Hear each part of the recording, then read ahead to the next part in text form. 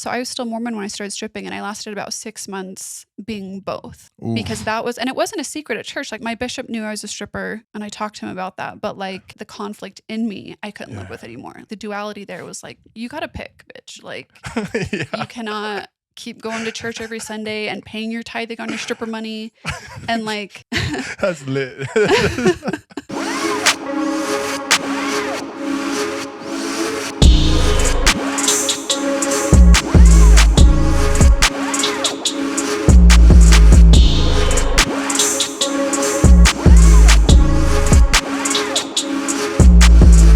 Okay, let's see. Say something.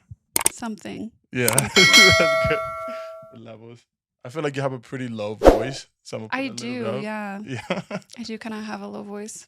But sometimes it gets loud and squawky. So enjoy that. What's up, everybody? Welcome back to the Maikon Show, the coolest show in the whole wide world. Today, I'm here with the entrepreneur, erotic dancer, and a woman with the history. You know what I'm saying? She is ex-Mormon, and she got something to say. So I like a woman with a future in the past, right? Facts. Make shit last. She has a podcast. She's a podcaster. She's killing it. Go check her out. Ask the Stripper, right? Yeah, Ask a Stripper. Awesome. Yeah. Shout out to the sponsors. Verity Esports, the coolest esports team in the whole wide world. I'm excited to have the one and only Molly, the Stripper. I just look at the camera. Hi. So how you doing, Molly? I'm good. I'm good. Life is good. That's it? You're just doing good? Yeah, I'm kind of hot now. Why? Why is that? I don't know. The room temperature is a little hot or what? Yeah, Okay, the cool. room's a little hot. Maybe it's because of the equipment. Because we have so much equipment here. Yeah, that's possible. Yeah. Yeah. Or it's that difficult door I tried to open when I walked yeah. in, Oh holding my in all the God. heat. Molly almost broke the door.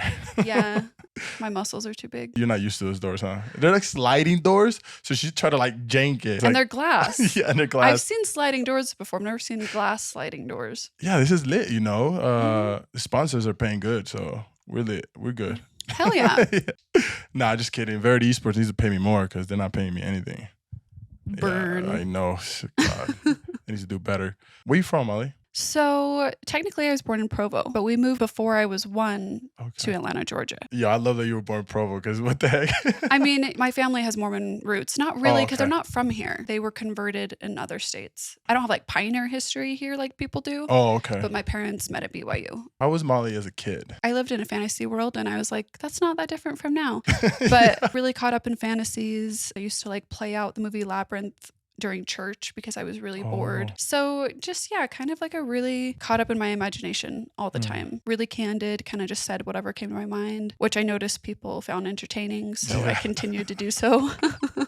So you were meant to be an influencer or a social media Entertainer. person. Entertainer, yeah. You know, that's it for me. Like I really like entertaining people. Yeah. Like it's what I feel like I'm naturally good at, and it's something I actually enjoy doing. Is that what you wanted to be since a little girl? Yeah, I think I had some interest in like gymnastics or things like that. I have calluses all over. I'm a calloused ass person now. What about high school? How was high school for Molly? I was a bit of a bully, but the way I see it is like I was a bully to the bullies. Like yeah, that was me too. I was I felt very like protective of people. I just remember like yelling at people a lot or like pushing them to get out of my way. Oh, I know, like I wasn't picking on people. Okay. I punched up, you know what I mean? Like to people that I thought were, I don't know, mean. could take it or mean or like were okay. disrespecting other people. I just knew that then and now, like I don't like people being shitty to other people, and it makes me sometimes react in a really spicy way. Yeah. So after high school, what happened? I got married, right out of high school. Yeah. Super young, what, 18? Engaged in high school, yeah.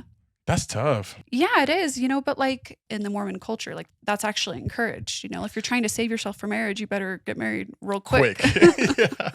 I remember no sex until I'm married. It was like, no matter what happens, if I have sex before marriage, I will die. God will strike me down or something, I was told it was next to murder from my bishop. Oh my God. The only thing worse than having sex outside of marriage was murder. That's so fucked up. I think that getting married so young just kind of I don't know. For me, it was like, I don't even know what's out there. Like, Yeah. I have no concept. I was so young. Everybody wants something different. I'm glad that me and my girl had our fun, you know, we did our thing and then we got together and now it's just like, well, I don't need that anymore. You know Yeah, what I you mean? know what's out there. And it's not the quality you have Yeah. here. So after the marriage, you guys are done. What happens? We got divorced and then we remarried 6 months later. What? I don't know. So, I think it was the religion thing. A part of that okay, was yeah. like, we started to date again. And I think in my head, I was like, well, we're dating again. Like, we just need to be married. Was everybody around you kind of just like pressuring you guys? No. I think a lot of that was already in me to feel pressure that if I'm going to be physical with someone or whatever, I have to be married to them. And that lasted about a year. And then it all kind of blurs together after that because I became a stripper within those next couple years after that. Wait, so you said you got divorced, 6 months later you get married again, and then you get divorced again, right? And then become a stripper. Well, technically, I am not divorced. Oh, okay. Damn. I mean, I'm a layered person. Like, we separated after a year and then I filed a couple times and it didn't really like pan out the way I wanted. Like, he wasn't responding to the divorce and I could have legally like gone ahead with the divorce without him. But I don't think I really knew that at the time. And also I was watching other friends around my age or older than me, like going through custody battles and divorce battles. And, you know, they're $60K deep into a divorce and they're still not getting the custody that they want. Yeah. And so at that point, I stopped caring that I was still married. And I just started to feel like marriage wasn't even real. Like, I just was like, it's true though. That's a construct invented by the patriarchal society. That's a whole story right there. And so then I didn't care. And I became a stripper and I dated whoever I wanted. He had another kid with someone else. He's been engaged. He's still Mormon. We won't get into that. But like, he's been trying to get a divorce recently and I'm like, sure, whatever. Like, I don't care. Like, it just doesn't affect me. Like, it's not even a priority for me because I'm like, I have no intentions of trying to get married to anyone else. Like, I've had thoughts, but like, I have no like really strong, like, I want to get married, especially like, I don't know. So technically it's very funny to me because I can say to people, they'll be like, do you have a boyfriend? And I'll be like, oh, I'm married and I have a boyfriend. That's so. And they'll be like, haha, you're so funny. It's like, actually, it's like there's no laughter in there. Yeah, I'm like, but yeah, that's a little bit of my story. I don't even think I've gotten into that on my podcast. So kudos to you for having the right questions to like find out the juice and the goods. I feel like you felt like you were probably trapped and stripping was kind of like a fuck it. Yeah. You know, you felt free. Pole was that even before I started stripping. Like, I don't really get into that. I can't believe I'm getting so much on your show and not my show. But I'm gonna be on your show and I'm gonna get deep in there too. Okay. So pole was super that and is that for a lot of women. This like freedom from these, you know, binding, repressed sexual feelings. And like, so I started that before, like probably many years before. Oh, so you were already doing pole. Yeah, I was a very open-minded Mormon. I wasn't I was a Georgia Mormon. I wasn't a Utah Mormon.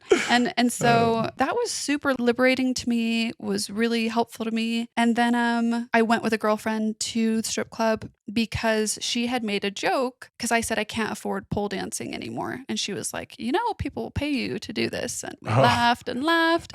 And I was like, we should go to the strip club. And she was like, that was a joke. Like, are you okay? You know? Because essentially you're throwing away a lot. Yeah, especially in Utah. It's not what I want to say to people, but like you can never say I wasn't a stripper again. My work history for the last 8 years only has stripping and playing a stripper in a movie. Like that's my resume the last 8 years. And like dating and just what people think and project onto you because of the line of work you're in. Like you can't take that back once you've like pulled the trigger on that, you know? Yeah. I guess you can keep it in secrecy like a lot of people do, but like that's never really been my thing. So I think it's like 9 months scientifically time limit that people just can't deal with it no more with a lie. Secrecy? Interesting. Yeah, because it's kind of like a lie, you know, because you keep lying to kind of cover it. There's a certain time that you can't, you just gotta let it out. So I was still Mormon when I started stripping and I lasted about 6 months being both. Because that was, and it wasn't a secret at church. Like my bishop knew I was a stripper and I talked to him about that. But like the conflict in me, I couldn't live with anymore. The duality there was like, you gotta pick, bitch. Like you cannot keep going to church every Sunday and paying your tithing on your stripper money and like that's lit. And this is more proof that like the church really just wants your money. Yeah, like, that's all they want. They don't give a shit if you're like, hoeing yourself out to get it. Like they don't care. The tithing thing is just, it's such of a topic itself. Makes no sense. When you're broke, it's okay because you want God to bless you. But when you start making money, it's like, hey, yo, God, chill. It's like, why am you taking so much more now? It makes no sense. So that's why I always say religion is for people. Places, Damn, that's cold. It's for brokies. Low key though, because if you look at the very poor countries, it's always like so full of religion because they have that hope. But then again, I don't know, because Utah, we got some rich people here. They love the church. You know? But that's where it gets into, I think, power dynamics because they're getting so much power and influence. Like you couldn't buy that kind of power and influence. You know what I mean? Yeah. In your community, like if that's something you want. And so, I think for people that get really wealthy and stay in the church, it's about the power. Yeah, it's crazy because I remember I used to see the Mormons are like, oh my God, they're crazy, like this and that. Like, I don't trust them. I don't believe in them. But then it hit me and I was like, yo, you got to respect the business side. It's the wealthiest in the world. Yo, I was like, this is McDonald's. Like, if you think about it, they're the biggest real estate company, maybe the whole world, compared to McDonald's. Because how the hell is there a church right next to the other church? It makes no sense. Mormons are like above 100 billion and the next one below it is like 30 billion. Like they're insanely wealthy. Because I'll wonder things. I'm like, how is this with all the information that's available? How is this still? It's kind of like McDonald's. Like it's bad for you. Yeah, exactly. But you're still going. It makes no sense. But they're not going under anytime soon. Yeah, McDonald's, you can make all the documentaries you want. Yeah, McDonald's is weird because I'm just like, every time I go to a McDonald's and I see a big line, I feel like they smell bad for some reason. Like, I'm just like, ugh. They're sweating McDonald's food. Low quality food. What do you think of masturbation? I think it's wonderful and healthy. Okay, yeah, I think just like too. any coping mechanism that you take to an extreme is going to be bad for you. Yeah, true. And that's TV, that's anything. Like you can abuse just about anything. I've learned recently you can be addicted to giving details. And like the more I heard about it, I was like, that is me. It's like the story drags on way too far. I cannot tell. Like I struggle so bad, but there's something soothing about that to people. Like giving a lot of details, it's like a self-soothing thing. And so, anyways, the point is like if you don't have a self-awareness of like the things you use to self-soothe or cope, and you're not aware of when that crosses over into something that's unhealthy, then it's going to be detrimental. What's the most money you've been given? Probably say like $1,000. $1,000 a night? Yeah, I've had like an individual tip me $1,000 in a night. Was he like making it rain, or he just gave it to you in a check, or? I've had both. I've had where they tip me in ones, and I've had where they put $100 bills on my stage. The chicken wings? Oh my God. I love the chicken wings. At Trails? Yeah. They're really good. Some people really like our food. And people talk about strip club food. Sometimes it's like really bomb.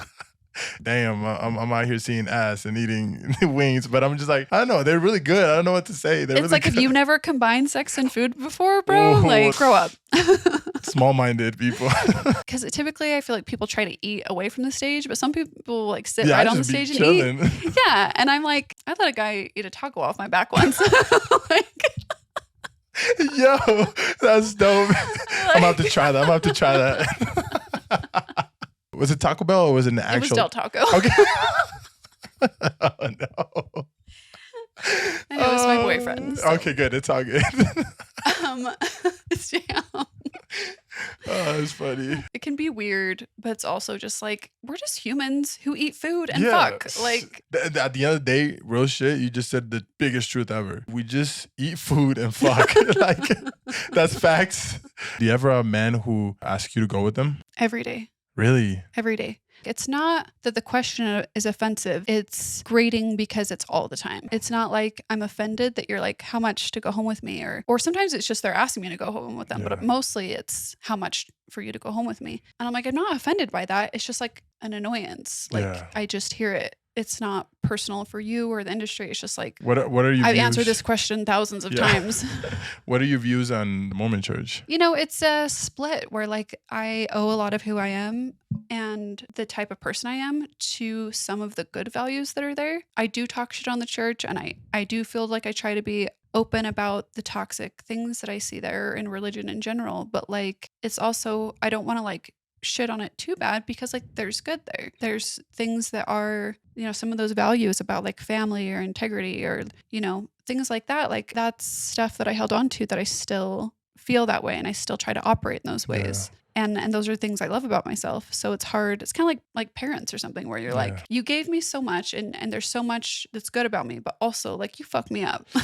Yeah, trauma for sure. Yeah. And so I have trauma with the church. If a young girl, 18 years old, wants to get into the industry, what would you tell her? People like to ask me a lot, like, well, what if your daughter wanted to strip? Oh, yeah, that's true. I wouldn't encourage her into it, but not because of the sexual nature. I wouldn't encourage her into it because it's really fucking hard. And I would hope she doesn't have to have a job that's so fucking stressful. There's so much disrespect for sex work and stuff that I wouldn't want her to have to deal with those things. People can be predatory. You have to protect yourself, and you have to be able to set the boundaries. And if you're going to do that, do it really safe. If you could go back in time, 5 years old, what would you tell yourself? I would say don't have a crush on David Bowie.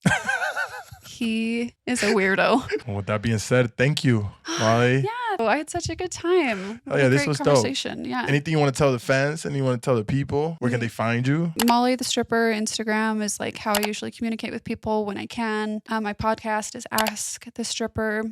Just thanks for listening. Thanks for being interested. I feel so good that people have responded well to like hearing me talk. I feel like there's been a lot of like my body and my dancing. And so it feels good to be received in that way, because it's can make you feel very self-conscious to do something that like feels scary, is not in your element. And so just thanks for having me on. Thanks for listening. It's been amazing.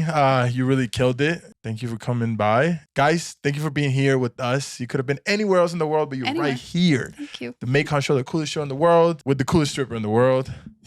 Molly the Mormon. I'm all right. Guys, go to sleep early. Stop cheating on your girl. You know that's bad. That's so bad. Wear a condom and be yourself. Wherever you go, have a good day. Peace out.